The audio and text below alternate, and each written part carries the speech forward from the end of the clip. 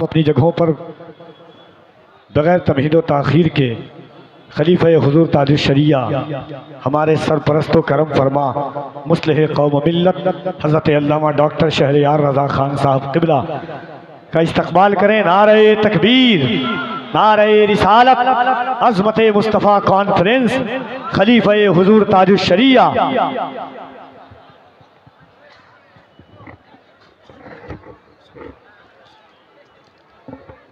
ہے میں سیاق و سباق بیک گراؤنڈ یعنی شان نزول میں پڑھتا ہوں، پھر اس کے بعد آپ دیکھیں کہ اللہ رب العزت نے اپنے محبوب کی عظمت کو کتنا بلند کیا ہے اور کس قدر چہار دانگ عالم میں آج کی تاریخ میں آقا دو جہاں علیہ السلام کا ذکر جمیل ہو رہا ہے۔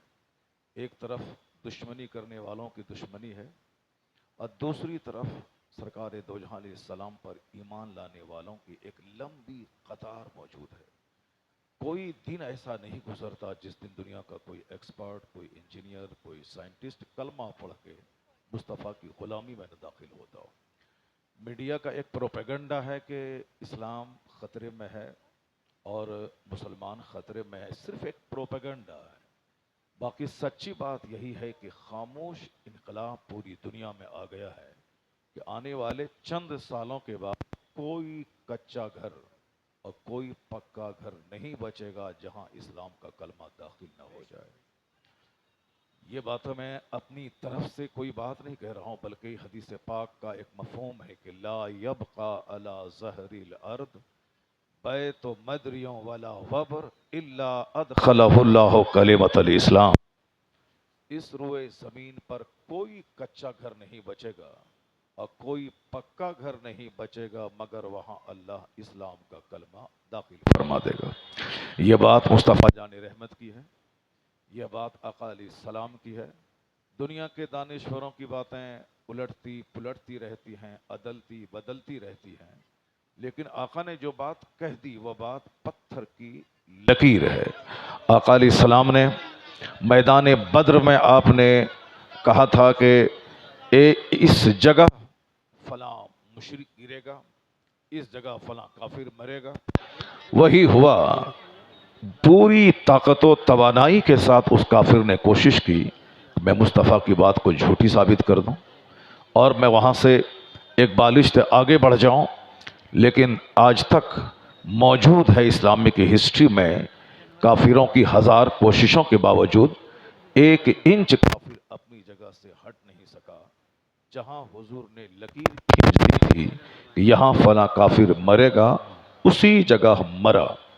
اور یہ اس بات کی دلیل ہے کہ حضور نے جو کہہ دیا ہے وہ پتھر کی لکیر ہے، چاہے سورج پچھم سے نکل جائے یا چاند اگنا بند کر دے یا آسمان زمین پہ ٹوٹ پڑے، کچھ بھی ہو، مگر حضور نے جو بات کہی ہے وہ بات بالکل سچ ہے۔ اس میں کوئی تبدیلی نہ آج 1400 سال کے اندر ہوئی ہے اور نہ ہی ہو سکتی ہے۔ تو آقا نے جو کچھ کہا وہ آپ نے سنا، آنے والا وقت مذہب اسلام کا ہے، آنے والا وقت مذہب اسلام کے فالوورز کا ہے۔ پوری دنیا میں کوئی ایسا خطہ نہیں بچے گا جہاں مذہب اسلام کا کلمہ داخل نہ ہو جائے۔ وقتی آندھی ہے، یہ وقتی طوفان ہے، یہ عارضی مصیبت ہے۔ دنیا کا نام ہی ہے چینجنگ، عدلنا بدلنا، اسی کو دنیا کہتے ہیں۔ دنیا کا مطلب ہے جو چیز ایک حالت پہ قائم نہ رہے۔ العالم متغیر، دنیا عالم بدلنے والا ہے، وَكُلُّ مُتَغَيِّرٍ حَادِثٌ، اور ہر بدلنے والی چیز حادث ہے۔ فالعالم حادث، عالم حادث ہے، یہ دنیا فانی ہے۔ دنیا کی پریبھاشا یہ ہے کہ کوئی چیز ایک حالت پہ نہ رہے۔ بچہ پیدا ہوتا ہے، بچپن سے بچہ گزرتا ہے، پھر جوانی میں داخل ہوتا ہے، بڑھاپے میں، پھر اس کے بعد دنیا چھوڑ کے چلا جاتا ہے۔ یہی 3 اسٹیج ہیں، بچپن، جوانی، بڑھاپا، کوئی چوتھا اسٹیج نہیں آنے والا۔ جو بچپنے سے گزر رہے ہیں وہ سمجھ لیں کہ ممکن ہے کہ شاید جوانی نہیں آ پائے، چونکہ کروڑوں بچے ہیں جو جوانی ہی میں دنیا سے چلے جاتے ہیں۔ بہت سارے لوگ ہیں جو جوان ہو چکے ہیں، سیکنڈ اسٹیج میں آ چکے ہیں، وہ یہ نہیں سمجھیں کہ اس کے لیے بڑھاپا ہے، تیسرا اسٹیج بڑھاپا ہے، لیکن کروڑوں نوجوان ایسے ہیں جنہوں نے بڑھاپے کا منہ نہیں دیکھا، बल्कि जवानी ही में दुनिया से चले गए। एक बहुत बड़े अरबपति, जवानी में बेशुमार दौलतें उन्होंने जमा की, लेकिन उसी ऐन जवानी में भी 10 साल हुए हैं दौलत के कमाए हुए, खतरनाक मर्ज कैंसर में गिरफ्तार हुए, बिस्तरे मर्ग पे पड़ गए। आने वाले लोग उनके पास आते थे और कहते, दिलासा देते थे, मगर वो कहते थे कि मैं अपनी हालत पे नहीं रो रहा हूँ, मैं तुम सबों को अपनी ज़िंदगी से इबरत दिलाना चाहता हूँ कि मैंने अपनी ख्वाहिश के मुताबिक बेपनाह मेहनत की, मैंने करोड़ों की दौलत मैंने जमा की, लेकिन उन दौलतों से लुत्फ़ अंदोज़ होने से पहले पहले अब मैं कैंसर से पीड़ित होकर मैं दुनिया से जा रहा हूँ। उन्होंने कहा कि हर आने वाले लोगों से जो उनकी ताज़ियत और मजाज पुरसी को आता था, सबसे यही कहते थे कि मुझ पे तरस मत खाओ, अपनी ज़िंदगी पे तरस खाओ। जो हश्र मेरा आज हो रहा है, मैं चाहता हूँ कि तुम्हारा नहीं हो। तुम इस ज़िंदगी से धोखा मत खाओ, तुम जवानी से धोखा मत खाओ। मैंने भी सोचा था कि एक लंबी मुद्दत तक दौलतों को मैंने जमा किया है, उससे मैं फ़ायदा हासिल करूँगा, बुढ़ापे में खूब ऐश करूँगा, बेपनाह दौलतें मेरे पास रहेंगी, मैं किसी का मोहताज नहीं रहूँगा। लेकिन आज मुझे खबर नहीं थी कि मैं इस ख़तरनाक मर्ज़ में गिरफ़्तार हो जाऊँगा और मुझे दुनिया छोड़ के जाना पड़ेगा। तो हर आने वाले से ही कहते थे कि मेरे ऊपर तरस मत खाओ, तुम ज़िंदगी से धोखा मत खाओ। करोड़ों लोग ऐसे हैं जो बूढ़े नहीं हुए, जवानी में दुनिया से चले गए, और जो जवानी से बच के बुढ़ापे के स्टेज पर दाखिल हुए, वो तो समझ लें कि एक बीमारी के स्टेज में दाखिल हो गए। बुढ़ापे का दूसरा नाम है बीमारी। यानी आजकल अक्सर बूढ़े लोग वो सिर्फ दवाई की तलाश में रहते हैं कि साहब दवाई कहाँ मिले, किस डॉक्टर के पास मेरे इस मर्ज़ का इलाज है। हालांकि उसको ये समझना चाहिए कि बुढ़ापा खुद एक मुस्तकिल मर्ज़ है, उसका कोई इलाज किसी के पास नहीं है। बुढ़ापे का मतलब अब कोई चौथा स्टेज नहीं आने वाला है, अब मौत ही आने वाली है। चाहे हॉस्पिटल में आए, चाहे रास्ता चलते आए, चाहे सर चक्कर आने के बाद आ जाए, चाहे बाथरूम में आ जाए, कहीं भी आ जाए, मौत ही आएगी। जब मौत आएगी, अब चौथा कोई स्टेज नहीं है, तो हर बूढ़े को ये चाहिए कि हर वक्त मौत को मद्देनज़र रखते हुए जो फुर्सत मिली है 5 घंटे की, 5 महीने की, 5 साल की, 5 दिन की, उसको बिल्कुल मौत के बाद जो दुनिया आने वाली है उसकी तैयारी में लगा दे। मगर करोड़ों में किसी बूढ़े को मौत का ख्याल आता है कि अब मैं बूढ़ा हो गया, अब दवाई नहीं काम करेगी, अब मुझे मौत किसी भी टाइम में आने वाली है, तो मुझे मौत के बाद की जो दुनिया है उसकी तैयारी करनी चाहिए। अक्लमंद वो है जो दूसरों की तीजा से सबक हासिल करे, अक्लमंद वो है जो दूसरों के 40वां से सबक हासिल करे, अक्लमंद वो है जो दूसरों को वेंटिलेशन पे देख के इबरत हासिल करे, अक्लमंद वो है जो शराब पी के गाड़ी चला रहा था, उसकी लाश के हज़ारों टुकड़े हो गए, उसके इस अंजाम से सबक हासिल करे। मगर अक्लमंद रहेंगे तब ना सबक हासिल करेंगे। आका अलैहिस्सलाम के हदीस पाक फिर मैं बार बार पढ़ता हूँ, हुजूर ने कहा है कि आखिर ज़माने में अक्सर लोगों की अक्लें छीन ली जाएंगी, अक्सर लोग पागल और दीवाने की तरह करेंगे। अभी आप देख सकते हैं कि मर्द के पास पूरी ताकत है, ये इस जाड़े के ज़माने में सिर्फ एक शर्ट पहन के घूम सकते हैं, लेकिन मर्द 5 कपड़े पहने रहते हैं। औरतों का जिस्म मर्दों के मुकाबले में नर्म और नाजुक होता है, बिल्कुल समझ लें कि एक लतीफ़ जिस्म की मलका होती है वो। अल्लाह ने उसके चेहरे पे दाढ़ी नहीं दी, चूँकि उसका चमड़ा बिल्कुल नर्म और नाजुक होता है। अब वह नर्म नाजुक हैं, वह एक कपड़ा पहनकर उसका फैशन बिगड़ न जाए, उसका मेकअप खतरे में ना पड़ जाए। सर्दी में ठठरती हैं, मगर वो चादर से अपने सर को नहीं ढांपती हैं। क्यों? इसलिए कि उसका मेकअप बिगड़ न जाए। अब इसको आप क्या कह सकते हैं?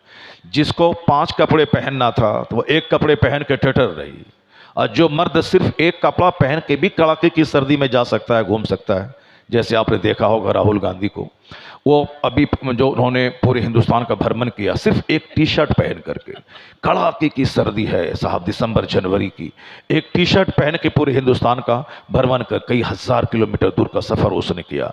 कैसी ताकत थी उनके पास? ये मर्द है, मर्द के पास ताकत रहती है।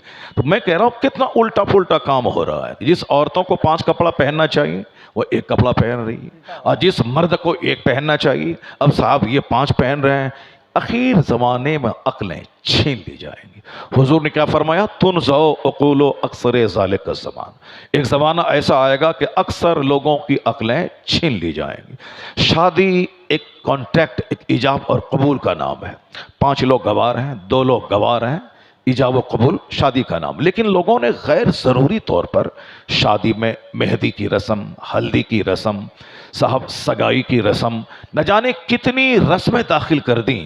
انہوں نے بینڈ بجایا ہے تو میں بجاؤں گا، انہوں نے ڈی جے بجایا ہے تو میں بجاؤں گا، انہوں نے صاحب 50 اسکارپی پہ بارات کو لے کے گیا ہے تو میں بھی لے کے جاؤں گا۔ ایک صاحب ایک دیوانگی ہے لوگوں میں۔ حضور نے کیا کہا 1400 سال پہلے؟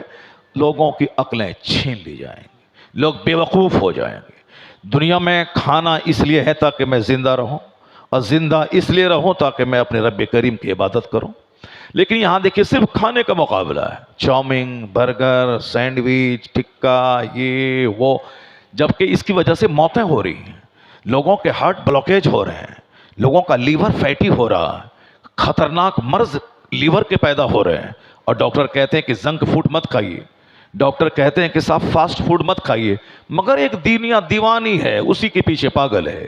شام ہوئی، سڑک کے کنارے دکان لگی، ہزاروں دیوانے جمع ہو گئے۔ کیا مطلب؟ وہ کھانا کھا رہے ہیں جس کھانا کھانے کے بعد وہ صحت مند نہیں رہیں گے، جس کھانا کھانے کے بعد وہ کینسر کو دعوت دیں گے، جس کھانا کھانے کے بعد وہ صاحب بلڈ پریشر ہائی کو دعوت دے رہے ہیں۔ کچھ بھی ہو، ڈاکٹر جھوٹ بولتا ہے۔ کھاؤ، پہلے زندگی ملی ہے کھانے پینے کے لیے۔ کیا کہا حضور نے؟ اخیر زمانے میں لوگوں کی عقلیں چھین لی جائیں گی۔ جو کچھ آج دیکھ رہے ہیں وہ بہت اچھا نہیں ہو رہا ہے، وہ سب وہی ہو رہا ہے جو سرکار نے آخری زمانے کی پہچان اور علامت اپنے بیان کی ہے۔ زناکاری آج بالکل سستی ہو گئی۔ آدمی 10 روپے میں زنا کر رہا ہے، ایک ڈبے مٹھائی میں زنا کر رہا ہے، لیکن شادی میں 1 کروڑ روپے لگیں گے۔ جبکہ حضور نے شادی کو اتنا سمپل بنایا تھا کہ صرف 2 گواہ کے سامنے ایجاب قبول ہو جائے، بھیڑ لگانے کی ضرورت نہیں ہے۔ رات میں نکاح طے ہو، رات میں ایجاب قبول ہو جائے، دن میں رشتہ طے ہو، دن میں ایجاب قبول ہو جائے، دن میں ایجاب قبول ہو جائے۔ صرف 2 لوگ گواہ ہیں، 4 لوگ موجود رہیں، نکاح ہو، پرانے کپڑے میں نکاح ہو جائے گا، بغیر کسی باراتی کو کھانا کھلائے نکاح ہو جائے گا۔ لیکن اب دیکھ لیں صاحب، جب تک کپڑا خریدنے کا پیسہ نہ ہو نکاح نہیں ہوگا، جب تک صاحب مہندی کی رسم کے کپڑے نہیں جائیں تب تک صاحب شادی نہیں ہوگی، جب تک لڑکی کو نوکری نہیں ملے تب تک شادی نہیں ہوگی، جب تک لڑکے کو نوکری نہیں ملے تب تک شادی نہیں ہوگی، لڑکے کو نوکری ملے گی تب شادی ہوگی۔ شادی کی عمر ہے 18 سے 20 سال، اب شادی نوکری ملے گی اس کو 38 سال میں، شادی ہوگی 40 سال میں، یعنی اب وہ بڑھاپے کے قریب شادی کرنے جا رہا ہے۔ اس 20 سال کے اندر میں اگر لڑکے سے خطا ہو گئی، لڑکے کا پاؤں پھسل گیا، وہ طوائف کے کوٹھے پہ چلا گیا، تو بخاری کی حدیث میں آیا ہے کہ جوان ہونے کے بعد اگر نکاح میں تاخیر ہوئی، اس تاخیری نکاح کی وجہ سے بچہ بچی کا پاؤں پھسل گیا، ماں باپ اس جرم میں شریک سمجھے جائیں۔ زنا کرے لڑکی مجرم ہو باپ، زنا کرے لڑکا مجرم ہو باپ۔ جرم کیا ہے؟ شادی میں لیٹ کرنے کا، جرم کیا ہے؟ شادی میں تاخیر کرنے کا۔ اسی جرم کی وجہ سے آپ اس گناہ میں شریک سمجھے جائیں گے۔ یہ بتائیے مجھ کو 40-45 سال میں جب شادی ہوگی، 50 سال کے بعد تو بڑھاپا آ جاتا ہے، اب 5 سال ہی وہ بچہ اب شادی کے بعد اپنی بیوی کے ساتھ رہ پائے گا، جبکہ جو آدمی 18 سال میں شادی کر لیا اس کی عمر 45 سال پہنچتے پہنچتے اس کا بیٹا 25 سال کا ہو گیا، اب اس کی بیٹی صاحب جوان ہو گئی، اب یہ خود جوان ہے، بیٹا اس کا پارٹنر بن گیا، اب یہ دونوں مل کر کے کمائے گا، دوسروں کے مقابلے میں زیادہ دولتیں کمائے گا، زیادہ خوشحال رہے گا۔ اسی لیے کہا کہ جلدی سے شادی کر لے تاکہ تیرے بچے پارٹنر تیرے ہو جائے، تاکہ تیری بیٹی جوان رہے اور تو بھاگ دوڑ کر کے اس کی شادی جلدی سے دلا دے، ورنہ شادی ہوگی 45 سال میں، اب آپ ہوں گے 60 سال کے بستر پہ پڑے ہوں گے موت کے قریب، اس وقت آپ کا بچہ 20 سال کا 18 سال کا ہو رہا ہوگا۔ لڑکی ہوگی تو پھر ایک شادی کا ٹینشن لے کے دنیا سے آپ جائیں گے، لڑکا ہوگا تو اس لڑکی کی آوارگی، اس کی ملازمت نہ ملنے کی وجہ سے آپ پریشان ہوں گے۔ سارا کام دنیا میں الٹا پلٹا ہو رہا ہے۔ میں نماز پڑھ رہا ہوں ریلوے اسٹیشن پہ، کہتے ہیں کہ صاحب یہ مسجد نہیں ہے، یہ پلیٹ فارم ہے، آپ یہاں نماز نہ پڑھیں۔ اسی پلیٹ فارم پہ ایک لڑکا ایک لڑکی کے ساتھ کاندھے پہ ہاتھ رکھ کے مستیاں کر رہا ہے، कोई पुलिस वाला बोलने को तैयार नहीं है। कोई नहीं बोलता अरे साहब ये प्लेटफार्म है, ये तवाइफ का अड्डा नहीं है, ये प्लेटफार्म है, ये आपका अपना घर नहीं है। ये अगरचे आपकी बीवी है, मगर बीवी है तो आपके लिए आपका घर है, ये प्लेटफार्म है, यहाँ हज़ारों लोग सफ़र कर रहे हैं।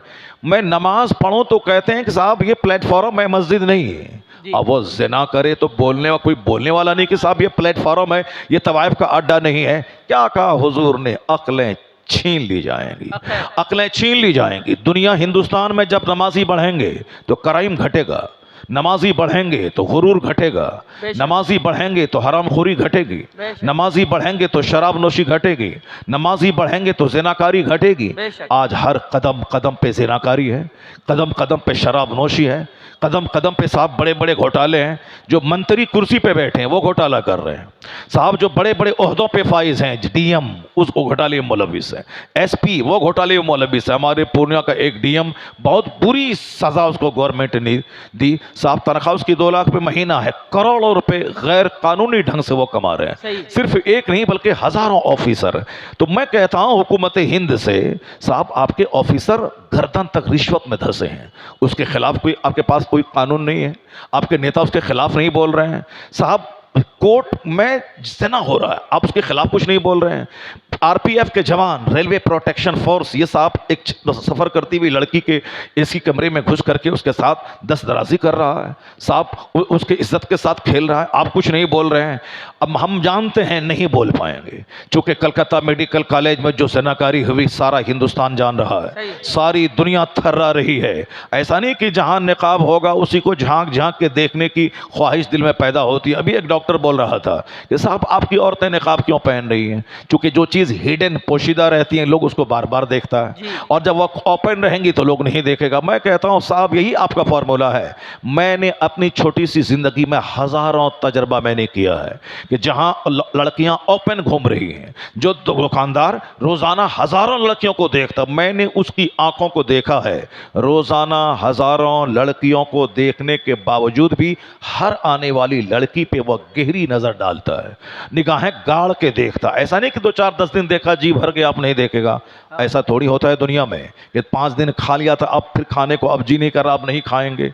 अब आज दिन भर पानी पी लिया तो अब 10 दिन तक पानी नहीं पिएंगे। नहीं नहीं, खाने की ख्वाहिश है और जब तक आदमी जिंदा है तब तक खाएगा। पानी पीने की ख्वाहिश है, जब तक दुनिया में जिंदा रहेगा बंदा तब तक पानी पिएगा। जिस तरह पानी पीने की ख्वाहिश ज़्यादा पानी पीने से ख़त्म नहीं होती, खाना खाने की ख्वाहिश हमेशा रहती है, ख़त्म नहीं होती, उसी तरह मर्दों के दिलों में औरतों की चाहत है, उसी तरह औरतों के दिल में मर्दों की चाहत है। ये चाहत इसीलिए है ताकि दोनों शादी के बंधन में बंध जाएं, उसके बाद फिर आने वाली नस्लें उससे शुरू हों, तवालुद तनासुल का एक सिलसिला जारी हो जाए। अगर हमारे बाप शादी नहीं करते तो मैं कहाँ से पैदा होता? अगर आपके बाप शादी नहीं करते तो आप कहाँ से पैदा होते? अगर आपकी माँ आपके बाप के निकाह में नहीं आती तो आप कहाँ से पैदा होते? अगर हज़रत सैयद मूसा जंगी दोस्त रज़ी अल्लाह तआला अन्हु अब साहब वो शादी नहीं करते तो हम सबों के पीरो मुर्शिद गौसुल आज़म कहाँ से पैदा होते? हुज़ूर सैयद ग़ियासुद्दीन रज़ी अल्लाह तआला अन्हु अगर शादी नहीं करते तो 90 लाख काफिरों को कलमा पढ़ाने वाले गरीब नवाज कहाँ से पैदा होते? तो औरतें मर्द के लिए बनी है ताकि शादी करके एक दूसरे के रिश्ते में बंध जाए।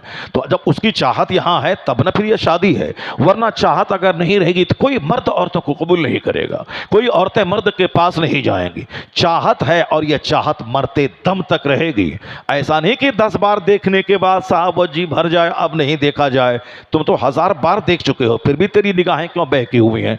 इसलिए यह कहना कि जो चीज़ें छुपी रहती हैं उसको देखने की ज़्यादा ख्वाहिश होती है, गलत बात। मेडिकल कॉलेज में रोज़ाना लड़कियां टी शर्ट पैंट पहन के पढ़ने आ रही हैं, लेकिन उसके बावजूद क्यों रेप हुआ, उसके बावजूद क्यों दर्दनाक कत्ल हुआ, उसके बावजूद क्यों वहाँ साहब तहखाने में रेप का रैकेट चलाया गया? इसका मतलब है कि नेचुरल सिस्टम से बगावत आप नहीं कर सकते हैं। ये हर मर्द के दिल में ख्वाहिश है औरतों की। तो अब एक खूबसूरत औरत घर से बाहर निकली, अब 10 दरिंदे चाहते हैं कि मैं इनके साथ शादी करूं। अब एक अकेली औरत है और 10 दरिंदे चाहते कि मैं इनसे शादी कर लूं। ये बताएं कि उस औरत की जिंदगी खतरे में पड़ेगी या नहीं। इसीलिए पर्दे का हुक्म इस्लाम ने दिया है, ताकि इसका हुस्न भी छुपा रहे और इसकी बदसूरती भी छुपी रहे, ताकि दरिंदों की बदनिगाही से औरत सेफ रहे। तो पर्दा औरतों पे जुल्म नहीं है, ये उनकी सेफ्टी के लिए है, या उसकी सिक्योरिटी के लिए है, या उसकी हिफाजत के लिए है। मगर बताएं साहब, एक लड़की चड्डी पहनी हुई एयरपोर्ट पे खड़ी है, आए दिन हम लोग देख रहे हैं, लेकिन कोई बोलने वाला नहीं है कि आपके ऐसा कदम उठाने से लोगों का दिमाग खराब होगा, साहब समाज में गलत मैसेज जाएगा, समाज के लोग इसको गलत समझेंगे। कोई नहीं बोलने वाला है। लेकिन एक औरत हिजाब पहन के आई है, तो अब वो लोगों की आंखों में वो औरत खटक रही है। खटकेगी जरूर, क्यों? इसलिए कि आखिर जमाने में अक्सर लोगों की अक्लें छीन ली जाएंगी। इसलिए ये इसे आप तरक्की और डेवलपमेंट नहीं कहें कि डेवलपमेंट है साहब, चड्डी पे औरतें आ गई डेवलपमेंट है साहब, लोग शराब की बोतल लिए चल रहे हैं ये डेवलपमेंट है। अभी 4 दिन के बाद आप देखेंगे हिंदुस्तान के गोवा में समंदर के किनारे वो शराब की बोतलें होंगी साहब, नीम बरहाना मर्द औरतें सब सोए हुए होंगे। क्या 31st नाइट बना रहे हैं? आने वाला साल इस साल का आखिरी दिन है, अब आने वाला साल 1 जनवरी आ रहा है, अब वो 31st नाइट मना रहे हैं। क्या कैसे मना रहे हैं? शराब पी के मना रहे हैं, जुआ खेल के मना रहे हैं, अब साहब अय्याशी करके मना रहे हैं। उसे क्या खबर के हो सकता है कि 25 का पहला दिन उसके लिए मौत का पैगाम लेके आ रहा हो।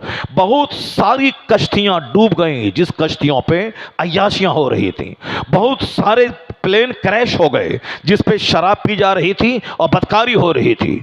दुनिया का खूबसूरत शहर पहाड़ पे जो आबाद है, काठमांडू नेपाल की राजधानी पहाड़ पे आबाद है। हम यहाँ गर्मी के ज़माने में जलते हैं और वहाँ लोग कंबल ओढ़ के सोते हैं। लेकिन होना ये चाहिए था कि जब अल्लाह ने नेमत दी है तो उस नेमत का शुक्र अदा करता बंदा, उस नेमत का शुक्र अदा करता। लेकिन हो क्या रहा है? उस सर्द जगह हिल स्टेशन पे बदकारियां हो रही हैं। समंदर के किनारे खुदा का कहरो जलाल याद करना चाहिए कि बंबई कैसे आबाद है समंदर के किनारे। अगर 10 हाथ पानी ऊपर हो गया तो सारा शहर समंदर की आगोश में समा जाएगा। अब वहां जाने के बाद लोगों को अल्लाह का डर पैदा होना चाहिए। या अल्लाह तू किस कदर कुदरत का मालिक है, किस कदर तू महान है कि बंबई जैसा शहर जहां हिंदुस्तान की आधी दौलत रहती है, ये समंदर के किनारे आबाद है। समंदर के किनारे इतना खूबसूरत शहर आबाद है, तो अब अल्लाह रब्बुल इज्जत को सजदा करना चाहिए। समंदर की चंचल मौजों को देखकर अल्लाह को सजदा करना चाहिए। लेकिन हो क्या रहा है? उसी समंदर के किनारे बदकारी हो रही है, सारा काम उल्टा पुल्टा हो रहा है। क्या मतलब? लोगों की अक्लें छीन ली गई हैं। हिल स्टेशन पे सजदा होना चाहिए कि नीचे बदन जल रहा है, यहां बर्फ गिर रही है, तो सजदा करना चाहिए। लेकिन लोग उसी सजदा के बजाय वहां बदकारी कर रहे हैं। समंदर के किनारे समंदर के जलाल को देखकर, कहर को देखकर अल्लाह के जलाल को याद करके सजदा करना चाहिए। अब वहां से नाकारी हो रही है। कश्मीर के डल झील में आप जाके देखें, श्रीनगर खूबसूरत शहर है हिंदुस्तान का, और बीच शहर के बीचों बीच है डल झील। इतनी बड़ी झील पूरी हिंदुस्तान में कहीं नहीं है। अगरचे उदयपुर झीलों का शहर है, सिटी ऑफ लेक्स है उदयपुर, लेकिन वहां की झीलें भी डल झील के मुकाबले में कुछ नहीं है।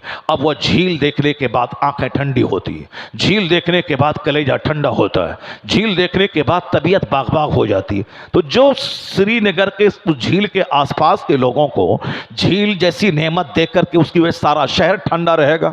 मई जून में भी झील की वजह से घरों में इसकी तरावट, इसकी साफ ठंडक महसूस होगी। लेकिन आप देख सकते हैं उसी झील में कश्तियां हैं, उन कश्तियों में क्या तमाशे हो रहे हैं सारा हिंदुस्तान जान रहा है। जो जगह सजदा करने की थी लोगों ने बदकारी का अड्डा बना दिया। कश्मीर में एक है निशाद बाग, एक है शालीमार बाग, शालीमार बाग, निशाद बाग। ये बहुत खूबसूरत गार्डन है। मैं जब वहां गया तो देखकर आश्चर्यचकित रह गया साहब, इतना खूबसूरत बाग। कश्मीर में गुलमर्ग है जहां लोगों ने अपने हाथ से पौधे नहीं लगाए हैं, बल्कि कुदरती طور پر ایسے خوبصورت پودے لگے ہوئے ہیں کہ دیکھنے کے بعد طبیعت مست ہو جاتی ہے. اسی لیے کچھ لوگوں نے کہتے ہوئے اس کو دنیا کی جنت کہا کشمیر کو.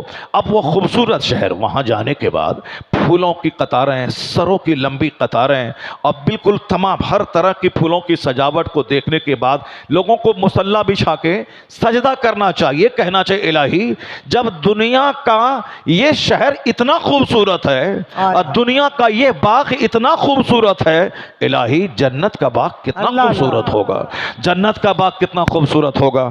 تو گلمرگ دیکھ کر جنت یاد آنی چاہیے، اور جنت کے یاد آنے کے بعد مصلی بچھا کے جنت والا کام کرنا چاہیے. لیکن سارا کام الٹا پلٹا ہو رہا ہے. اسی گلمرگ میں بدکاریاں ہو رہی ہیں، اسی نشاط باغ میں بدکاریاں ہو رہی ہیں، اسی شالیمار باغ میں بدکاریاں ہو رہی ہیں. کلکتہ میں وکٹوریا پارک جا کے کتنا خوبصورت محل بالکل پورے باغ کے بیچوں بیچ بنایا گیا، انگریزوں نے بنایا، بڑا خوبصورت محل. لیکن میں صرف زندگی میں ایک بار گیا ہوں، اس کے بعد کئی بار سینکڑوں بار آس پاس سے گزرا ہوں، اندر جانے کی ہمت نہیں ہوتی. جو ایک بار جا کے میں نے وہاں کے منظر کو جب دیکھا، پھر وہ دوسری بار جانے کی ہمت نہیں ہوئی. اس طرح جیسے کتا کتیا کے ساتھ ملے ہوئے ہوتے ہیں، اسی طرح کے گھناؤنے اور گندے مناظر کو میں نے دیکھا.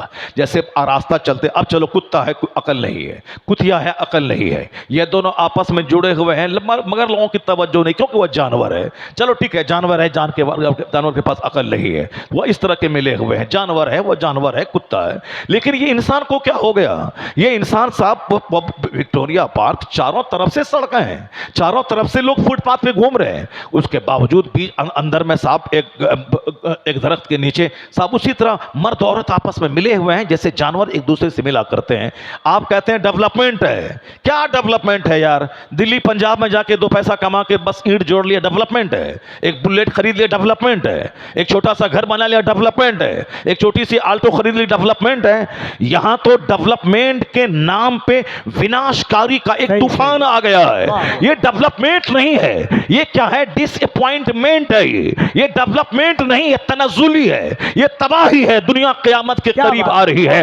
جب دیکھو کوئی محل بنا رہا ہے، یہ کبھی مت بولنا کہ ڈیولپمنٹ ہو رہی ہے، بلکہ یہ کہنا کہ جو دولتیں زیادہ ناجائز طریقے سے جمع کرے گا اس کا حساب بھی بہت زیادہ ہوگا. یہ آگ کے قریب جا رہا ہے. یا 4 لین کی سڑکیں یہ بتا رہی ہیں کہ دنیا وناش کے قریب جا رہی ہے. یا 150 منزلہ مکان یہ بتا رہا ہے کہ دنیا وناش کے قریب جا رہی ہے. یہ کھانے پینے پہننے کا مقابلہ یہ اس بات کی دلیل ہے کہ دنیا وناش کی اور بڑھ رہی ہے. یہ بے حیائی کا بڑھنا، شراب نوشی کا بڑھنا یہ اس بات کی دلیل ہے کہ دنیا وناش کی طرف جا رہی ہے. تو وہ ترقی نہیں ہے مکان دکان کھانے کا مقابلہ. جب دیکھو کسی کا سجدہ بڑھ رہا ہے یا بولو ترقی ہے، کوئی تہجد پڑھ رہا ہے یہ بولو ترقی ہے، کوئی جھوٹ چھوڑ دیا یہ بولو ترقی ہے، کوئی با اخلاق بن گیا یہ بولو ترقی ہے. یعنی اگر نماز روزے حج و زکات میں اضافہ ہو رہا ہے تب کہو یہ ترقی ہے. اور صرف مکان زمین کا خریدنا یہ ترقی نہیں بلکہ تنزلی ہے. بہتر وہ ہے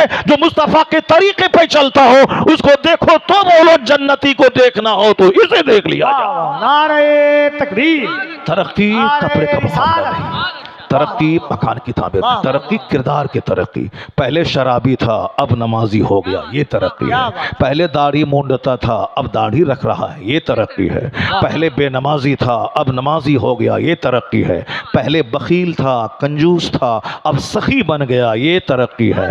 پہلے مغرور تھا گھمنڈی تھا اب عاجز و خاکسار ہو گیا، یہ ترقی ہے. تو ترقی کا معیار یہ ہے، وہ نہیں جو آپ نے فانی اور عارضی چیزوں کو سمجھ لیا ہے. اب ذرا غور سے ایک حدیث سنیے، پھر اس کے بعد میں ٹاپک کی طرف میں لوٹ کے آتا ہوں. آقا علیہ السلام کی ایک حدیث ہے کہ آخر زمانے میں ایسے لوگ جو بکری کے چرانے والے ہوں گے، جو ننگے بدن ننگے پاؤں چلنے والے ہوں گے، اس کو تم دیکھو گے یتطاولون فی البنیان، یعنی فلک بوس بڑی بڑی عمارتوں میں اترائیں گے. وہ کون لوگ؟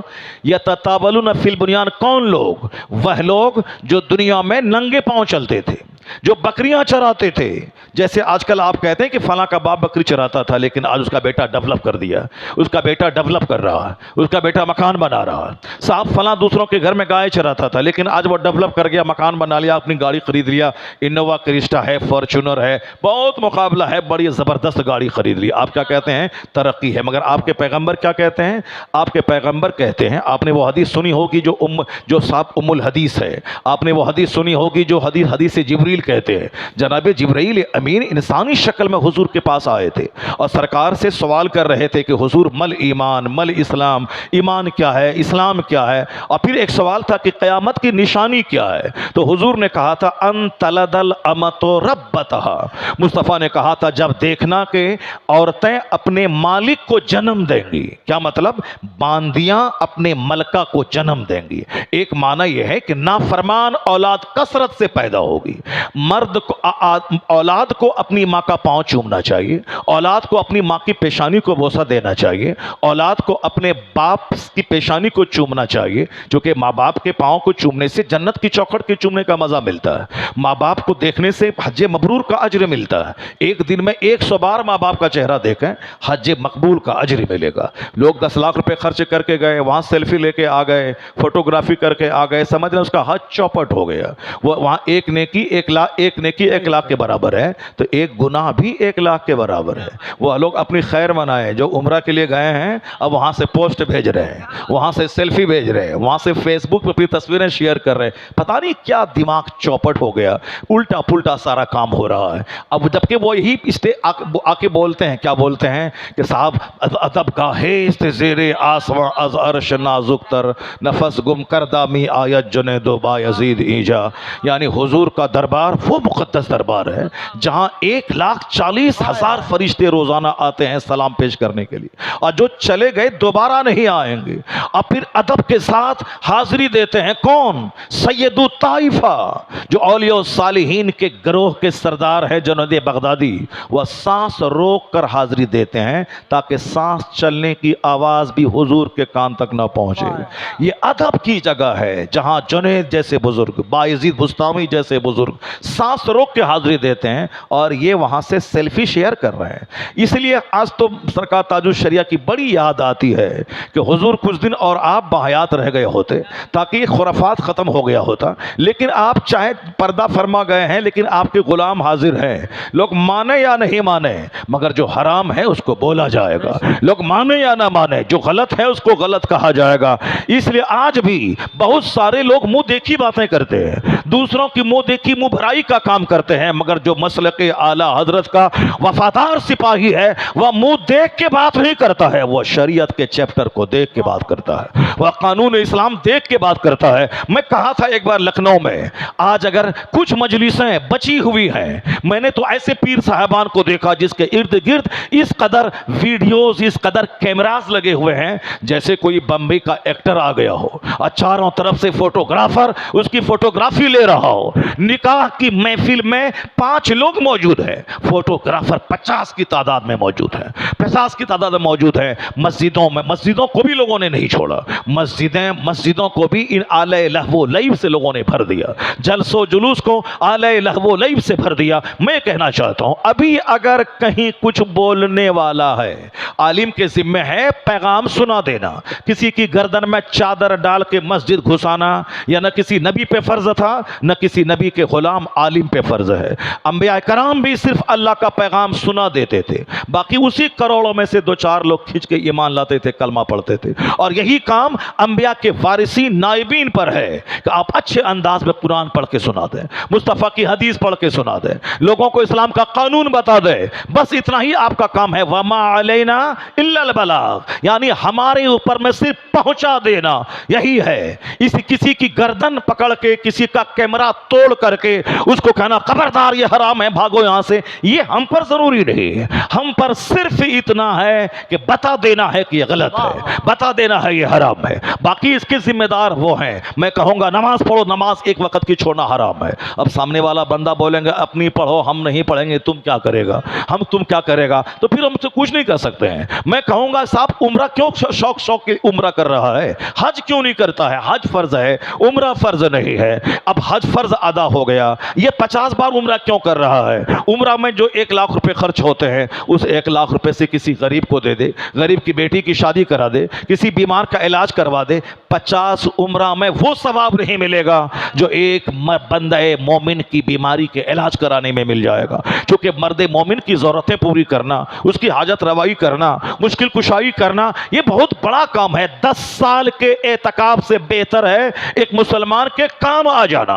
اسلام نے جتنا زیادہ زور اخلاق پہ دیا ہے, نماز روزے حج و زکات یہ تو پیلر ہے جس پر اسلام کی عمارت کھڑی رہتی ہے, لیکن اسلام کا حسن اخلاق ہے, اسلام کی بیوٹی اخلاق ہے کہ کیسے مجھے سماج میں رہنا ہے, کیسے مجھے اپنی بیوی سے ڈیل کرنا ہے, کیسے مجھے اپنے بچوں سے سلوک کرنا ہے, کیسے مجھے اپنے پڑوسیوں سے سلوک کرنا ہے, بحیثیت بیوی, بحیثیت شوہر, بحیثیت اولاد, بحیثیت والدین, بحیثیت پڑوسی, بحیثیت رشتہ دار کیسے جینا ہے, بحیثیت حاکم کیسے جینا ہے, اب بحیثیت محکوم کیسے جینا ہے. یہ ساری باتیں گائیڈ لائنز حضور نے ڈیٹیلڈ وے میں کھول کھول کر بتا دی ہے, صاف واضح طور پر. یہی وجہ ہے کہ ہندوستان کا ایک ہندو اسکالر وہ مصطفیٰ کی سوانے کا مطالعہ کرنے کے بعد وہ اپنے ضمیر کے جذبات کو الفاظ کی شکل دیتے ہوئے کہا, all these magnificent roles in these departments of human activities he is alike a hero.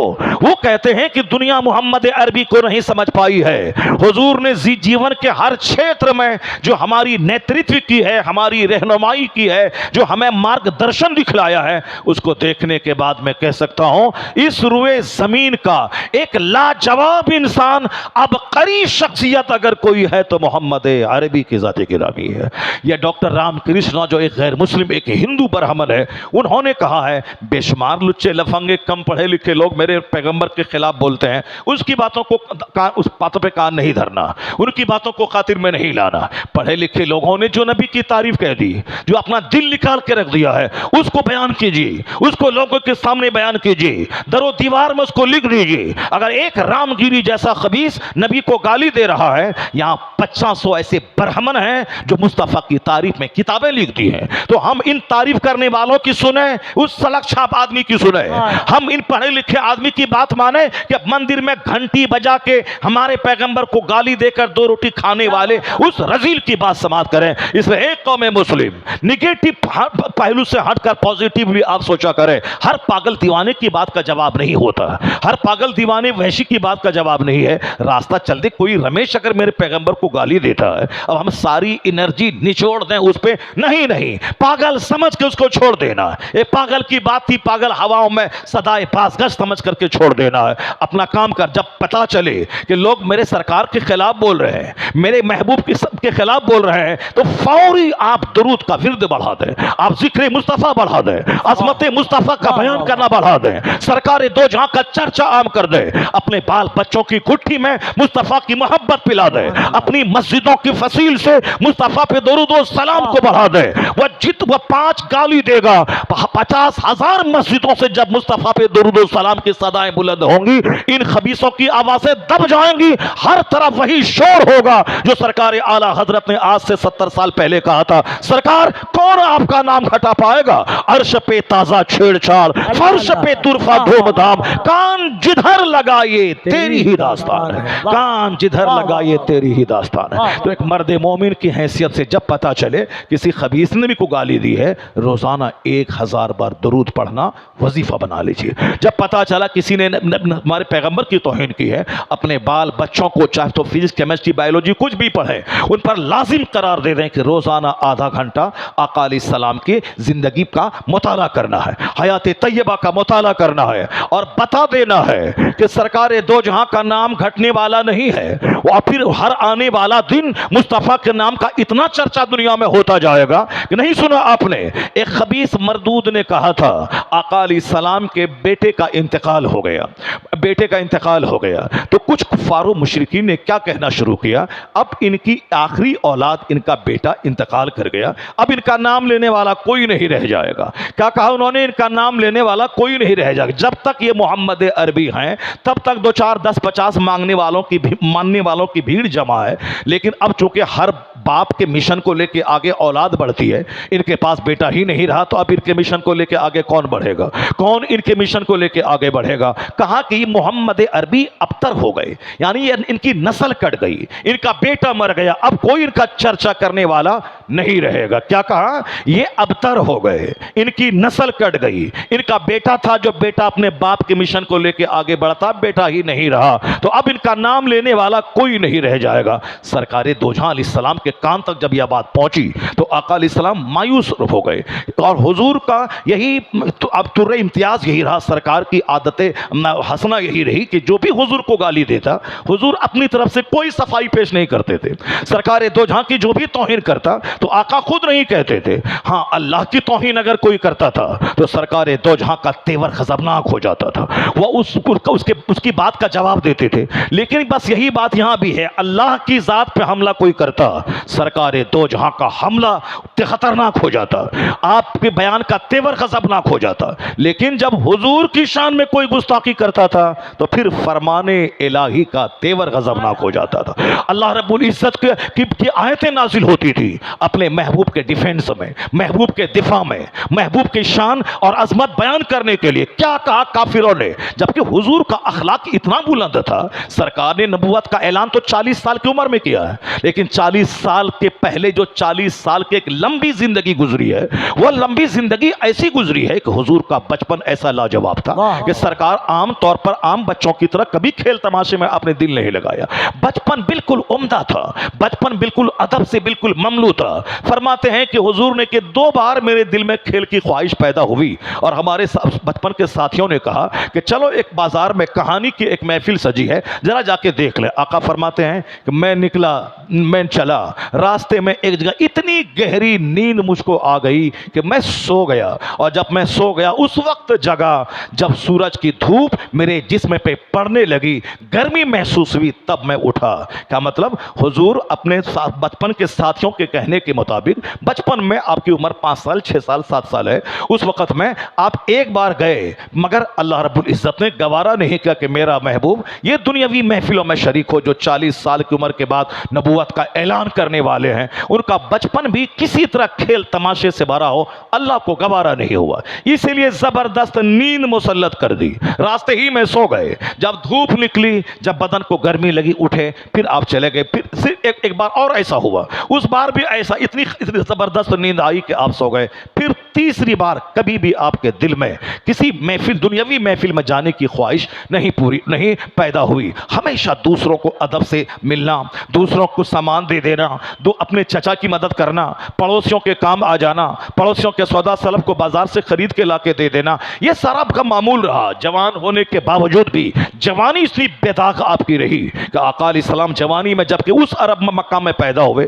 جہاں لوگ سوتیلی ماتاؤں سے دورویوہار کرتے تھے، جہاں پڑوس کی بیویوں کے ساتھ غلط سلوک کرتے تھے، جہاں شراب اور زنا نام کی چیزیں عام تھیں، مگر اس سماج میں حضور نے آنکھ کھولی، شراب کی ایک بوند کا کوئی داغ آپ کے منمر جسم پہ نہیں ہے، زناکاری کا کوئی بھی منحوس کیڑا، چور دروازے سے، بدنگاہی کی شکل میں بھی کہیں سے بھی سرکار زندگی میں داخل نہیں ہوا۔ آقا علیہ السلام ہر طرح سے بے داغ رہے، یہاں تک کہ لوگ آپ کو کہتے تھے یہ امین ہے، صادق الوعد ہے، سرکار کو لوگ ٹرسٹ وردی کہتے تھے۔ حضور کا بچپن، حضور کی جوانی بالکل بے داغ تھی۔ سرکار بازار جاتے تھے، اگر پڑوس کا کوئی آدمی باہر چلا گیا، ان کی بکری کا دودھنے والا کوئی نہیں ہے، آقا علیہ السلام ان کی بکریاں دودھ دیتے تھے۔ اگر کوئی باہر چلا گیا، ان کے گھر کا سودا سلف لانے والا کوئی نہیں ہے، تو آقا بازار جانے سے پہلے اپنے پڑوس میں لوگوں سے کہتے تھے کسی کو کوئی حاجت تو نہیں ہے، سرکار جاتے بازار سے ان کی سبزیاں لا کے دیتے۔ اس طرح سے حضور کا بچپن،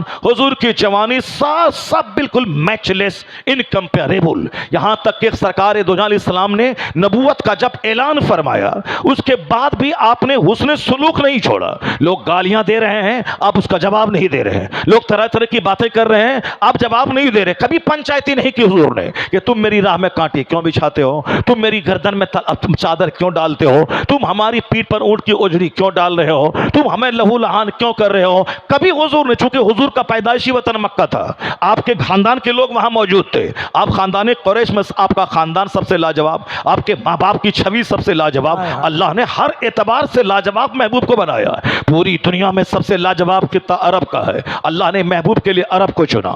عرب میں سب سے زیادہ لاجواب خطہ وہ ام القری مکے کا ہے، اللہ نے اپنے محبوب کے مکہ کو چنا۔ پورے مکے میں جتنے قبیلے آباد ہیں سب میں لاجواب قبیلہ قبیلہ قریش ہے۔ حضور نے اللہ نے اپنے محبوب کے لیے خاندان قریش کو چنا۔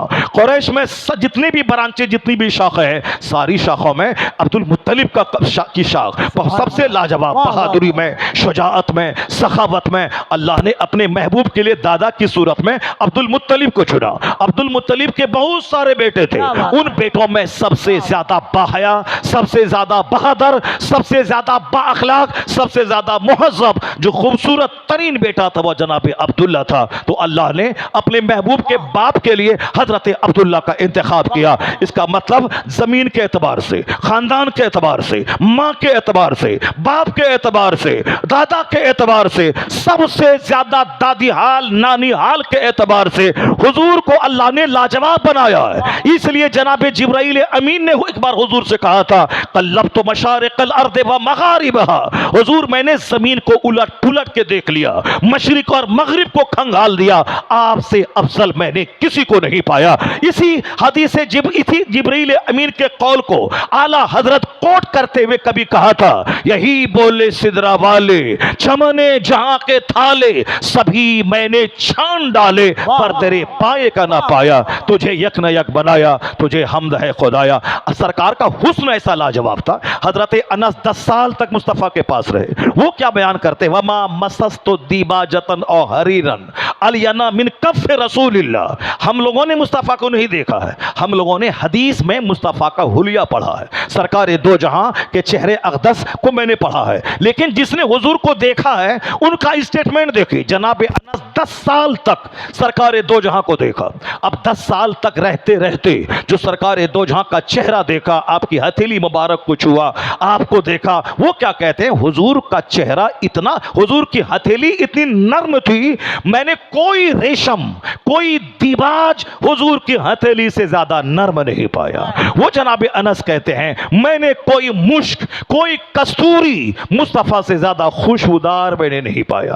اور جناب انس کہتے ہیں میں 10 سال حضور کی خدمت میں رہا مگر میرے سرکار نے 10 سال کے لمبے پیریڈ میں لفظ اف تک مجھ کو نبی نہیں کہا، جبکہ ایک غلام کو ہم لوگ ایک دن میں 50 بار گالی دیتے ہیں، 50 بار ماں کی ڈیکی کرتے ہیں، تمہارا باپ ایسا، تمہاری ماں ایسی، تمہارا خاندان ایسا۔ جو ہمارا نوکر ہے جس کو ہم تنخواہ دیتے ہیں تو اس کو ہم 50 بار گالیاں دے کے توڑ دیتے ہیں اس کو، یہ ہمارا اخلاق ہے۔ مگر جناب انس کیا کہتے ہیں میں 10 سال تک مصطفیٰ کی خدمت میں رہا، اور اسی چیپٹر کو دیکھ کر امریکہ یورپ کے دانشور دم بخود رہتے ہیں کہ یہ کیسا انسان ہے کہ ایک دن میں آدمی 50 گالی اپنے نوکر کو دیتا ہے، لیکن یہ 10 سال کا ایک طویل عرصہ گزر گیا اور ایک بار بھی لفظ اف تک نہیں کہا۔ How loftiness is the morality of the holy prophet، وہ کہتے ہیں Anas lived in the holy service of the prophet for 10 years but he did not tell even word اف۔ انس 10 سال اسلام کے پیغمبر کی خدمت میں رہے مگر لفظ اف تک مصطفیٰ کو نہیں کہا۔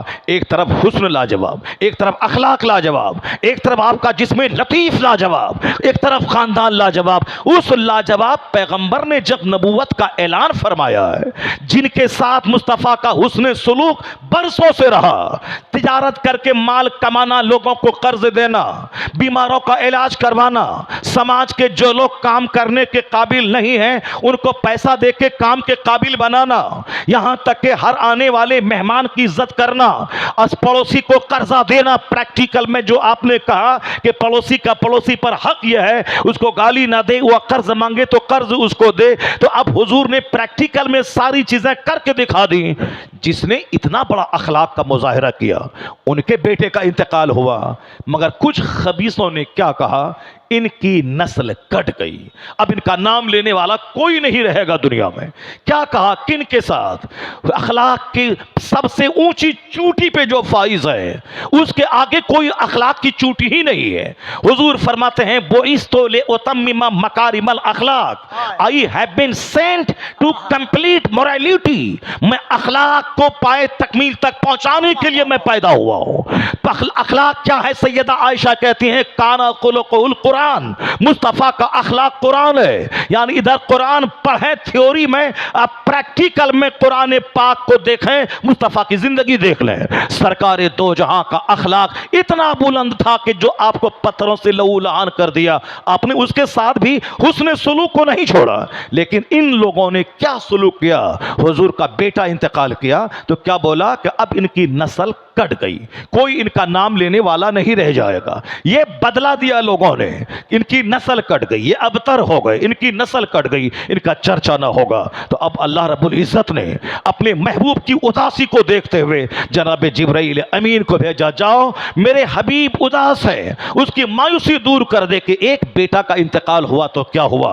انا اعطیناک الکوثر فصلی لربک وانحر ان شانئک هو الابتر. یعنی جو سورت دیکھنے میں سب سے چھوٹی ہے، 3 آیتوں پر مشتمل، یہ آیت ہے قرآن کی، یہ کلام ہے خدا کا، مگر یہ تعریف ہے محمد مصطفیٰ کی. سرکار کی عظمت اس طرح بیان کر رہی آیت کریمہ کہ انا اعطیناک الکوثر. اللہ نے کہا اے حبیب آپ غمگین کیوں ہیں، آپ مایوس کیوں ہیں؟ ان لوگوں نے کہا کہ آپ کی نسل کٹ گئی، آپ ابتر ہو گئے، آپ کا نام لینے والا آپ کوئی نہیں رہ جائے گا. ہم نے آپ کو خیر کثیر عطا فرمایا، ایسا خیر جو کبھی ختم نہ ہونے والا ہے، ایسی بھلائی جس کا سلسلہ ہمیشہ دراز ہوتا رہے گا. ہر آنے والا وقت آپ کے لیے بہتر سے بہترین آتا چلا جائے گا. میں نے خیر کثیر کوثر آپ کو عطا فرمایا. بس آپ کا کام ہے اسلام کی تبلیغ کرتے رہیے، نماز پڑھتے رہیے، قربانی کرتے رہیے. آپ کبھی ان کی بدگوئی سے آپ رنجیدہ نہ ہو. جہاں تک سوال رہا آپ کی اولاد کے مر جانے کا اور ان کا کہنا کہ ان کا نام نہیں لیا جائے گا، ان کی نسلیں کٹ جائیں گی، تو سن لیجئے ان شانئک هو الابتر.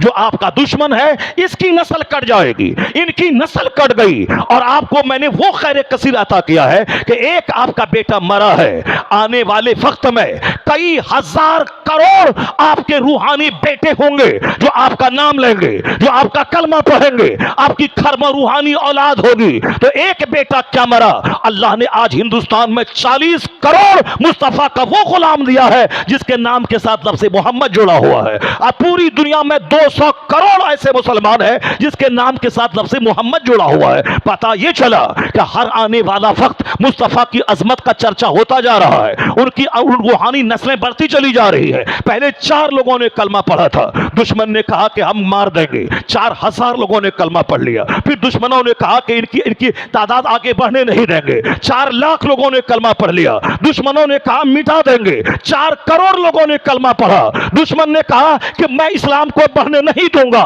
400 کروڑ لوگوں نے کلمہ پڑھ لیا. اور آج کی تاریخ میں، آج سے 100 سال پہلے ہندوستان میں کچھ لوگوں نے کہا تھا کہ مسلمانوں کو بڑھنے نہیں دوں گا، ان کی مسجدیں، ان کے مدرسوں کو میں مٹا دوں گا. مگر آج الحمدللہ اسی ہندوستان میں کم و بیش 40 کروڑ کلمہ پڑھنے والے ایسے ہیں جس کے نام کے ساتھ لفظ محمد جڑا ہے. محمد احمد، محمد سمر، محمد قمر، محمد توصیف. یہ کون ہے؟ یہ محمد عربی کی روحانی اولاد، یہ محمد عربی کے کلمہ پڑھنے والے ان کے غلام ہے. تو ایک کو بیٹا مرا تھا تو کافروں نے مذاق اڑایا، آپ کی نسل کٹ گئی. تو اللہ نے ایک طرف تو آپ کی بیٹی فاطمہ الزہرا سے لاکھوں کروڑوں سادات کا سلسلہ جاری فرما دیا کہ یہ آپ کی خونی اولاد ہے جو قیامت تک جاری رہے گی. اور دوسری طرف ایک روحانی مانوی اولاد ہے، ایک روحانی اولاد آپ کا کلمہ پڑھنے والا.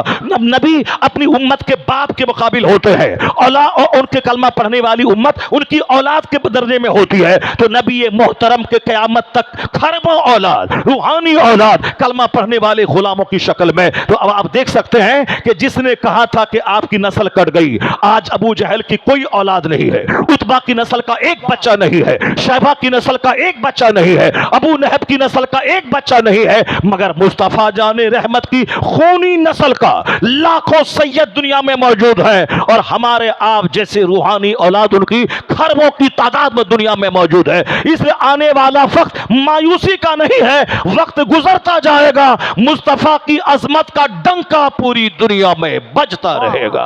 انا اعطیناک الکوثر فصلی لربک وانحر ان شانئک هو الابتر.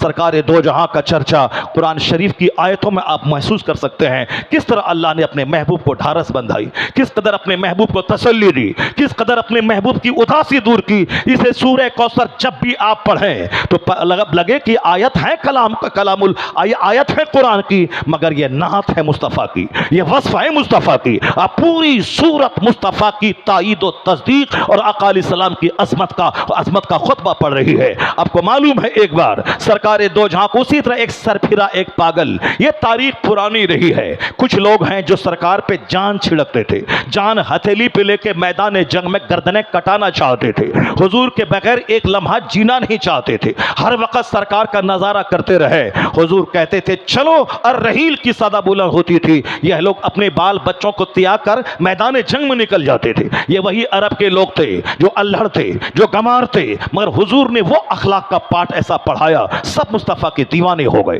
پورا عرب اندر سے باہر سے بدل گیا۔ تو سرکار دو جہاں علیہ السلام کی ایک طرف تعریف کرنے والی ایک زبردست ٹیم موجود ہے، وہیں ایک خبیث تھا جو سرکار دو جہاں کو ایک بار مجنو کہہ دیا تھا۔ سرکار دو جہاں کو کل بھی مجنو کہا تھا، اور آج بھی کوئی خبیث سرکار دو جہاں کو گاہے بگاہے آقا علیہ السلام کی شان گھٹاتا ہوا کوئی خبیث نظر آ رہا ہے، اسے دل برداشتہ ہونے کی کوئی ضرورت نہیں ہے۔ پورا قرآن مصطفیٰ کی تعریف میں بھرا ہوا ہے۔ اعلیٰ حضرت کہتے ہیں اے رضا خود صاحب قرآن ہے مداح حضور، پھر تجھ سے کب ممکن ہے مدحت رسول اللہ کی۔ خبیث ولید ابن مغیرہ نے حضور کو مجنو کہا، سرکار دو جہاں نے نہیں کہا کہ اے مردود میں مجنو نہیں ہوں، تم نے ایسا کیوں کہا؟ نہیں، حضور نے کبھی اپنے تعلق سے کبھی پنچایتی ہی نہیں کی۔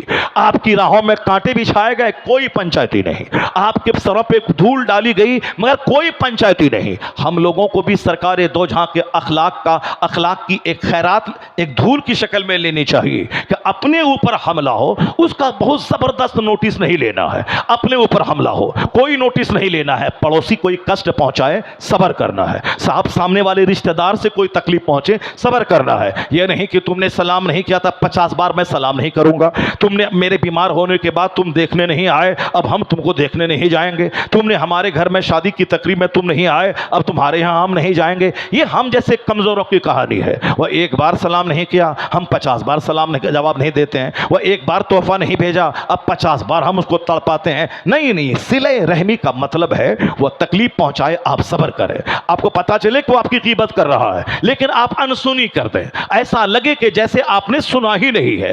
بے شمار مسئلے کا حل انسنی کر دینے میں ہے، ایسا نہیں کہ ٹوہ لگائیں دیوار میں کان لگا کے سنے وہ اپنے گھر میں کیا بول رہا ہے، نہیں، اگر آپ راستہ چلتے سن بھی لیا کہ فلاں اپنے گھر میں بال بچوں کے بیچ میں میرے خلاف کوئی چرچا کر رہا ہے، آپ اس طرح سے گزر جائیں جیسے لگے کہ آپ نے کچھ سنا ہی نہیں ہے، بالکل کان بند کر لیں، ورنہ کس سے آپ لڑیں گے۔ اخلاق کا تقاضا یہی ہے، لڑائی کے ختم کرنے کا تقاضا یہی ہے، رشتہ داریوں کو دوریوں کو گھٹانے کا اچھا طریقہ یہی ہے۔ آج لوگ گرہ باندھ کے رکھ رہے ہیں، 100 سال کی دشمنی، 50 سال کی دشمنی، دادا کی دشمنی پوتا نکال رہا ہے۔ یہ کام تو عرب کے جاہل کرتے تھے کہ 100 سال پہلے کسی کے پردادا سے کسی قبیلے سے دشمنی تھی تو اس کا پرپوتا اس دشمنی کا بدلہ لیتا تھا، نہیں یہ ہمارے پردادا کا دشمن تھا اب ہم اس کو جینے نہیں دیں گے۔ یہاں الٹریسی اگنورینس کا ماحول ہے، وہاں ایسا ہوتا ہے، لیکن آقا فرماتے ہیں اب اسلام آ گیا ہے۔ حضور کہتے ہیں سل من قطعک، جو تم سے جدائی اختیار کریں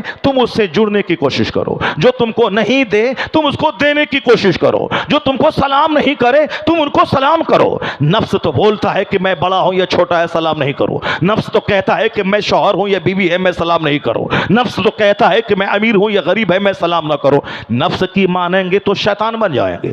نفس تو کہتا ہے کہ میں شیخ الحدیث بخاری پڑھانے والا ہوں اور یہ منشی جی فارسی کی پہلی پڑھانے والا ہے، میں کیوں ان کو سلام کروں۔ نفس تو کہتا ہے کہ میں بڑا ہوں یہ چھوٹا ہے میں کیوں سلام کروں۔ تو پھر کیا ہوگا؟ کوئی سلام کسی کو نہیں کرے گا، سماج نفرت کرنے والے جانوروں سے بھر جائے گا۔ مگر حضور نے اس نفرتوں کی دیوار کو توڑنے کا ایک شاندار پیغام دیا۔ کیا پیغام دیا؟ حضور نے کہا میری اطاعت کرو، میری پیروی کرو۔ اللہ نے کیا کہا؟ میں اپنے حبیب کو تیرے لیے ماڈل بنا کے بھیجا ہوں۔ میں ماڈل کا کیا مطلب ہے؟ صرف یہ نہیں کہتے رہنا کہ یہ گلاب کی پنکھڑی ایسی ہے، ماڈل ایسا ہے، نمونہ ایسا ہے، پتی ایسی ہے، پھول ایسا ہے، صرف یہ کہہ کے مت رہنا، بلکہ یہ ماڈل یہ ہے کہ ان کی پیروی کرنا، جو یہ کہتے ہیں ان کی بات ماننا، تعریف بھی کرنا، توصیف بھی کرنا، مگر یہ ایک حصہ ہے، ایک زبردست حصہ ہے ان کی پیروی کرنا، ان کے بتائے ہوئے راستے پہ چلنا، ان کی باتوں کو ماننا۔ تو حضور نے کو اللہ نے کیا کہا؟ موتا بنا کے بھیجا جن کی اطاعت کی جائے، وہ متاع ہے ان کی جن کی پیروی کی جائے.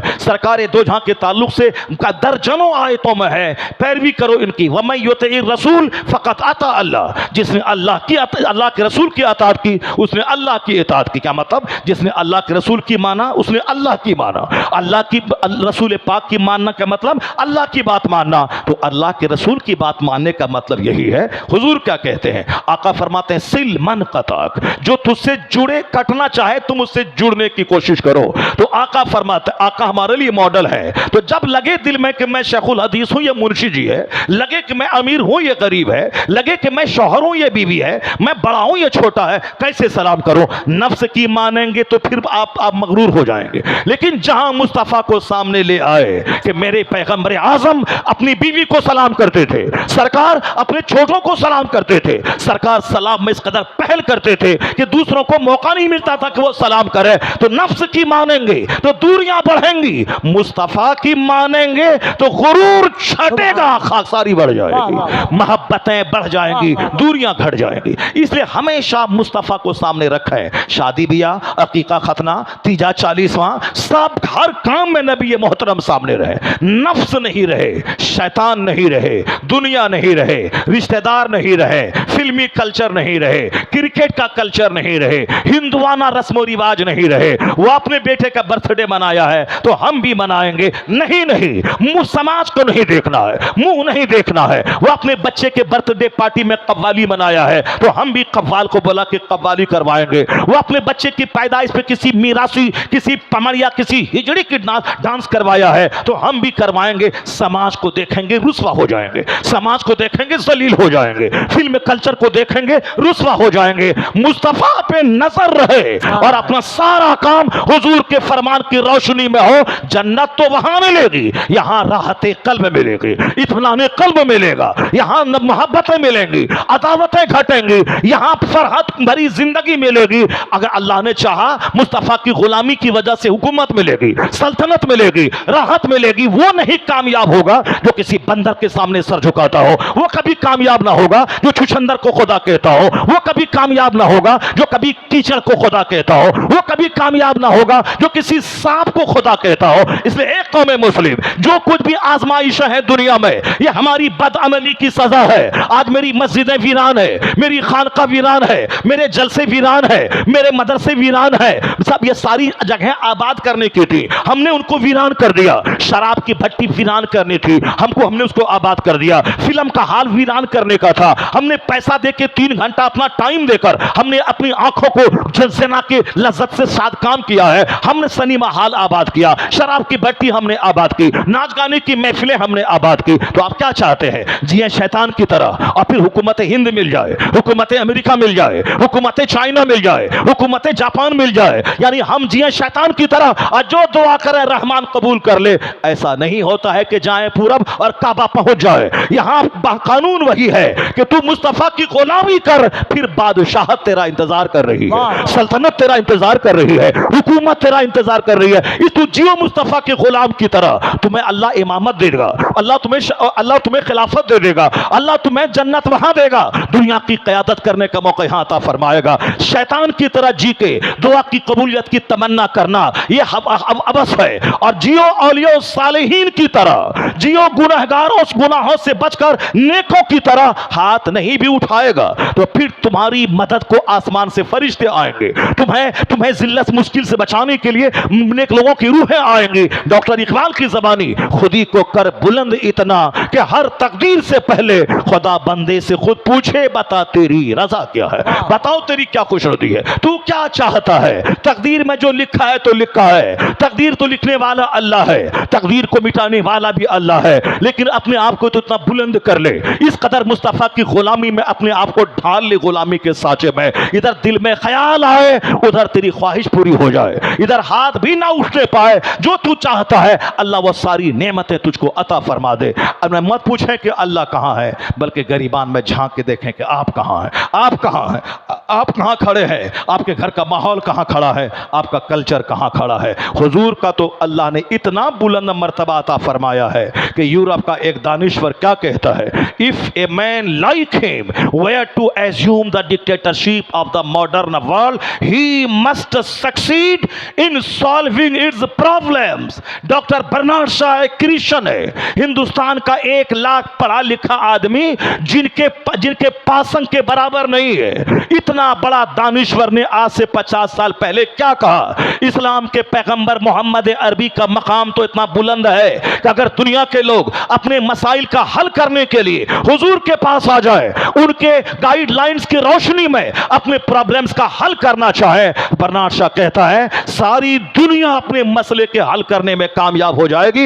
इसलिए कि मोहम्मद अरबी सिर्फ मुसलमानों के मसीहा का नाम नहीं है, he must be called the saviour of humanity. मानवता के रक्षक है मुस्तफा, इंसानियत के मुहाफिज है मुस्तफा। जो भी इंसान मुस्तफा के नेतृत्व में मार्गदर्शन में पनाह लेगा, भले ही कोई काफिर हो, जन्नत वहां नहीं मिलेगी, मगर दुनिया का प्रोग्रेस, दुनिया की तरक्की उसको मिलेगी, क्योंकि मुस्तफा के कानून पे अमल करने में दोनों जहान की भलाई है। अगर काफिर मुस्तफा की हदीस पर अमल करे, संजीदगी से, मेहनत से, जद्दोजहद से, सब्र से काम ले, तो जापान जैसा तबाहशुदा मुल्क वह दुनिया का सबसे मालदार तरीन मुल्क बन जाए। अगर नबी का गुलाम जद्दोजहद, जहदे मुसलसल, इस स्ट्रगल से काम ले, तो जन्नत तो वहां मिलेगी, तरक्की यहां मिलेगी, माली मदद यहां मिलेगी, क्योंकि जो दुनिया की तरक्की के तकाजों को फुलफिल करेगा वो भिखारी नहीं बनेगा, वह मोहताज नहीं रहेगा। जो हाथ पे हाथ धरे बैठेगा, मुंतजिर रहेगा आसमान से खजाना उतर जाए, जमीन से कोई खजाने की हांडी निकल जाए, ना कभी हांडी निकलने वाली है, ना खजाना उतरने वाला है। यह सारी जिंदगी भिखारी बन के रहेगा, एक एक पैसे को तरसता रहेगा।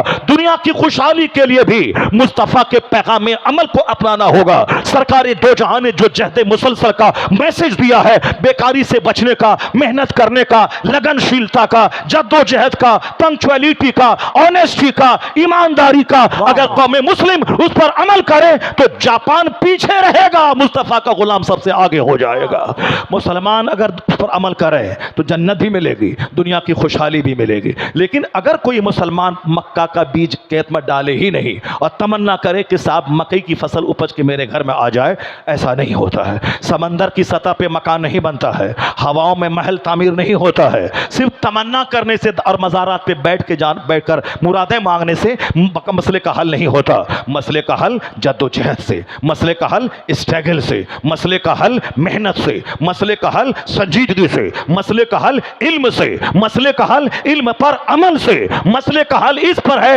एहसास कमतरी में शिकार होने का नहीं, बल्कि मुसीबतों की कीचड़ में लथपथ होने के बाद वहां से उम्मीद की किरण लेके उठने का है। जापान में एक शख्स अंग्रेज गया, वहां 10 साल तक जापानी जबान सीखने के बाद उन्होंने वहां की कौम से तजर्बात हासिल किए। एक किताब लिखी the story of Japan, Japan की कहानी। उसमें एक पैराग्राफ उसने लिखा है, जो जिसने हवाई जहाज दिया है, जिसने माइक्रोफोन दिया है, जिसने कंप्यूटर दिया है, जिसने ट्रेन दिया है, यानी ये सारे सामान 7 समंदर पार के यहूद और नसारा, ये वहां उनकी जमीन से सारी चीजें आई हैं। हवाई जहाज देने वाली जमीन से उठने वाला एक शख्स जापान जाके जापानी कौम का मुशाहिदा कर रहा है। फिर एक किताब लिखता है द स्टोरी ऑफ जापान, उसमें लिखता है ये जापानी कौम को स्पिरिट कहां से मिली तरक्की करने की। आज सारी दुनिया में मेड इन जापान का सामान है, made in China, made in Japan, ये पूरे वर्ल्ड में सामान छाया है। कहा कि जापानी को इतना हौसला कहां से मिला, इतना करेज कहां से मिला, इतनी हिम्मत कहां से मिली। कहा कि जापानियों ने मुसीबतों से हौसला सीखा है। 1923 में एक जबरदस्त जलजला जापान में आया था, शहर का शहर उजड़ गया, शहर का शहर उजड़ गया, बाल बच्चे खत्म हो गए, शहर नदी नाले में तब्दील हो गया। लेकिन जो लोग बच गए थे वह लोग मातम करने के लिए नहीं बचे रहे, जो लोग बच गए थे वह लोग सीना कोबी करने के लिए नहीं खड़े रहे कि अब हमारे बाल बच्चे खत्म हो गए, हमारा शहर उजड़ गया, अब हम क्या करेंगे दुनिया में जी करके, चलो फांसी के फंदे पे लटक जाते हैं। नहीं, आज जापान अमेरिका की मंडियों में छाया है, आज जापान हिंदुस्तान के मार्केट में छाया है। उसका माल सबसे ज्यादा जबरदस्त और फिर सबसे ज्यादा कीमती भी, सबसे ज्यादा मजबूत भी होता है। मेड इन जापान, चाहे सोनी कंपनी हो या किया कंपनी की कारें हो, बहुत सारी कंपनियां ऐसी हैं जो जापान के लगे हुए कोरिया, जापान से सटे हुए चाइना से वो सारा सामान जापान जो तबाह शुदा मुल्क, क्या कहा 1923 में खतरनाक जलजला आया,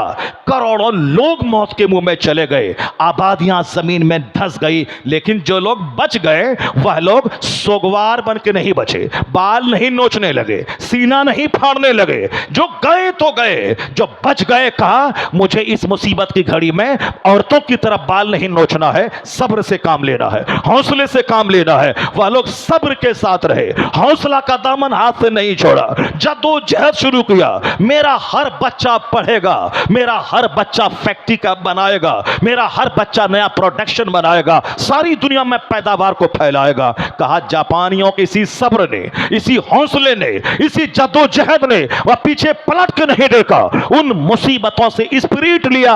आज वही तबाहशुदा जापान पूरी दुनिया का सबसे मालदार तरीन मुल्क बन गया। उन्होंने कहा कि दूसरा वाकया जापान में 1945 में हुआ, जब हिरोशिमा पे एटम बम गिरा था। अमेरिका ने पहली बार एटम बम गिराया था हिरोशिमा पे, दूसरे ही दिन नागासाकी पे यूरेनियम बम गिराया था। दोनों शहर उजड़ गए, लाशों के ढेर पे दोनों शहर तब्दील हो गया। वह तब कौन शहर, जो टोक्यो जापान का शहर, जापान की राजधानी, वो जापान का शहर मलबे में तब्दील हो गया।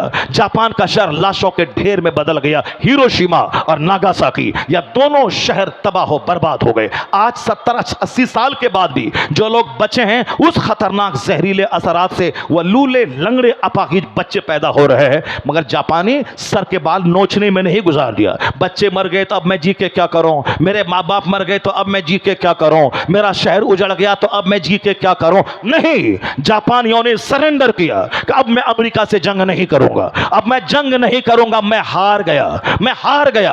अब उन्होंने सारी एनर्जी, सारी ताकत उन्होंने पढ़ने में, लिखने में, सामान बनाने में, फैक्ट्री में लगा दी। आज दुनिया का सबसे खूबसूरत शहर, सौड़ी सड़कें, फलकपोश इमारतें, जबरदस्त फैक्ट्रियां, मजबूत सामान का प्रोडक्शन, सब में अव्वल नंबर पे जापान है। अब दुनिया के लोग वहां से सबक लेते हैं कि मुसीबतों में हौसला खोना नहीं चाहिए, मुसीबतों में नर्वस होना नहीं चाहिए। जापानी कौन से लोग सीख ले। एक हिंदुस्तानी मुसलमान, अगर आज मस्जिदें टूट गई तो क्या हुआ, मदरसे उजड़ गए तो क्या हुआ, अगर तुम्हारे इख्तियारात छीने जा रहे तो क्या हुआ, तुम सब्र से काम लेना। तुम्हारे पैगंबर ने कहा है, तुम्हारे पैगंबर ने कहा है कि सब्र तुम्हारा हथियार है, इल्म तुम्हारा जेवर है, इल्म तुम्हारा हथियार है। अल्लाह सब्र करने वालों के साथ है। अल्लाह ने क्या कहा, ला तहज़न इन्नल्लाह माना, गम मत करो, अल्लाह तुम्हारे साथ है। हुजूर ने ये कहा था, हुजूर की ये बोली है, जब आप निकले मक्कतुल मुकर्रमा से हिजरत की रात में और गारे सोर में गए, 3 दिन क़याम किया। जब मक्का के लोगों ने पीछा किया, इस कदर करीब पहुंच गए गार के, सिद्दीक अकबर कहने लगे हुजूर अब क्या होगा, यह लोग तो इतना करीब पहुंच गए हैं कि निगाह सिर्फ नीची करें तो हम लोगों को देख लेंगे। यानी इस कदर बुलंदी पे पहुंच गए, हम गार में हैं, वह सिर्फ आंख नीची करें तो हम लोगों को देख लेंगे। अब क्या करें, सिद्दीक अकबर घबरा गए। मुस्तफा ने क्या कहा, ला तहज़न इन्नल्लाह माना, गम मत करो, अल्लाह हमारे साथ है, गम मत करो, अल्लाह हमारे साथ है। फिर क्या हुआ, जब अल्लाह पर मजबूत एतमाद था तो अल्लाह ने कबूतर के जरिए, कबूतर के जरिए, अल्लाह ने जाली के जरिए उन काफिरों के दिल में बात डाल दी। यहां कोई गया होता